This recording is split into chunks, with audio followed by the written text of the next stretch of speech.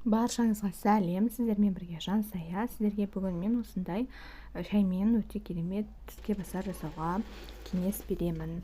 Ортасында қайнатылған қою крем және де шоколады бар. Өте ерекше, міндетті түрде жасап көріңіздер. Менің арнамнан түрлі осындай рецепттер табасыздар. Жіберіп алмас үшін жазылып қойыңыздар. Рецепттің барлық қажетті мөлшері описанияда жазылып тұр. Ең алдымен біз құрғақ ингредиенттерді араластырып аламыз. Ол үшін ұнымызға қантымызды, құрғақ дрожжымызды және де шым-шым тұзымызды салып, барлығын бір келкі етіп араластырып аламыз.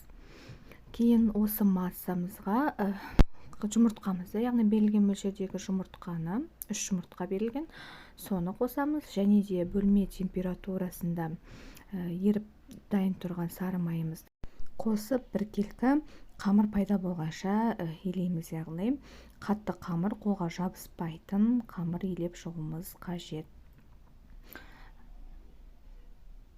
Видеодағыдай мен осындай қамыр болуы қажет. Осыны бетін жауып 1 сағатқа қойып қоямыз. Кейін 1 сағаттан кейін оны 4 бұрышты формаға келтіріп, холодильникке қайтадан салфанға салып, холодильникке тағы да 1 сағатқа қойып қоямыз. Осы қамырымыз қатқанша, яғни холодильникте салқындағанша біз кремімізді дайындап алсақ. Ол үшін сүтімізге 1 шай қасық майымызды салып жылытып аламыз. Ал жұмыртқамыздың сарысына 1 жұмыртқамыздың қантымызды, ұнымызды қосып, жақсылап тұрып, бір келкі масса болғанша оны да араластырып аламыз. Кейін осының үстіне сүтті құясыздар. Мен керісінше сүтке салдым. Негізі осы массаның үстіне ыстық сүтімізді құйсақ, бір келкі түйіршіксіз масса пайда болады. Бұны ыстық отқа, орташа отқа қоюланғанша жақсылап тұрып қайнатып аламыз. Міне осындай қою крем пайда болады.